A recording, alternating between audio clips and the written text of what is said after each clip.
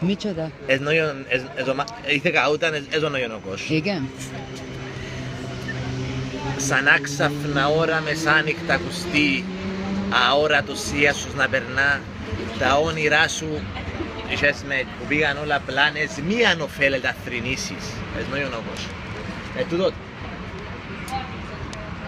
έζω βέρς μούτατ, hogy mondjuk, ami történt, hogy mondjuk, minden problém miatt kell megbecsülés, igen, kell megbecsülés, nem kell könyörgödni, nem kell könyörgödni.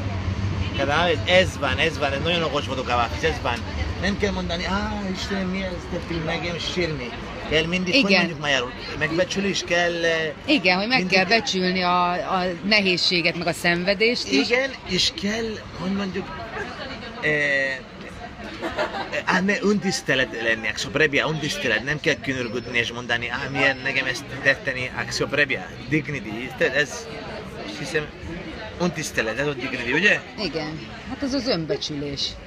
Autoektimizi, bravo, mert ha könyörgödsz és sérsz, ez nem. Ez akarom mondani. Igen. És megint ez történelmi dolog, mert tudod, amikor Antonius és Kleopatra elveszítenek a csapát, először ez volt ez a korusz, és hogy ez a jellemző, hogy elveszítek a csapát, és mennek, hogy mondjuk, fogai kapni az Antonius. És az megint ez a történelmi dolog, akkor ez tanácsra adni Gavafis, ez nagyon okos ember volt.